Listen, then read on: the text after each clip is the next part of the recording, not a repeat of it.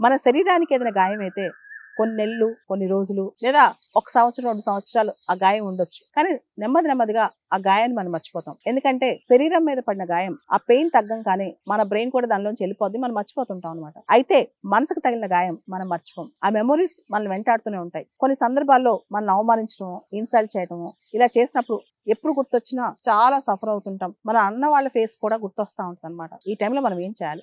మనసుకు తగిలిన గాయాల్ని మెట్లుగా తయారు చేసుకుని పైకెక్కాలి. ఆ గాయాల్ని మర్చిపోవాలి. కానీ దాని మెమొరీస్ ఉంటాయే అప్పుడప్పుడు గుర్తొచ్చినప్పుడు ఒక్కొక్క మెమొరీ ఒక్కొక్క మెట్టుగా మనం వేసుకుని పైకి వెళ్తా ఉండాలన్నమాట. ఆ తర్వాత జీవిత కాలంలో ఆ మనుషులకి అసలు మనం ఏంటి, మన యొక్క శక్తి ఏంటి, మనం ఎంత పోరాటం చేయగలం, మనం ఎన్ని సాధించగలం, మనల్ని చూడంగానే మనలో వీక్నెస్ వల్నరబిలిటీయో గాయపడిన మనసులో కనిపించకూడదు. వీళ్ళు ఒక అచీవర్, వీళ్ళు చాలా చేశారు. ఆ కసి, ఆ మేధస్సు, ఆ యొక్క తేజస్సు మన మొక్కల్లో కనిపించాలి. మనసులో ఎటువంటి గాయపడినా, ఎటువంటి గాయాలున్నా అస్సలు అన్ని పక్కకు పడేసి పోరాటం స్టార్ట్ చేయండి లైఫ్ లో. ఎందుకంటే ఇది మన లైఫ్ ఒక్కసారి వచ్చింది. అది కూడా కొన్ని సంవత్సరాలు మనం పోరాటం చేయగలం. ఆ టైంలో మనసులో గాయాలు పెట్టుకుని ఆ బాధని భరిస్తూ రోజు దాన్ని తలుచుకుంటూ ఇలా ఉండకుండా గాయాలు అవుతాయి. మనసులో ఉన్న గాయాలు పోవడం అంత ఈజీ కాదు, అది నాకు తెలుసు. కానీ మనసులో ఉన్న సఫరింగ్ ని పెట్టుకుని అంటే విపరీతంగా బాధపడుతూ ఉండకుండా ఆ బాధని పక్కన పెట్టి ఆ మెమొరీస్ మాత్రమే, అంటే మనకి జరిగింది కాబట్టి మనం ఇంకా టఫ్ గా ఉండాలి లైఫ్ లో, ఇంకా డిసిప్లిన్ గా ఉండాలి, ఇంకా ఫాస్ట్ గా పరిగెత్తాలి, ఇలా ఆలోచించండి.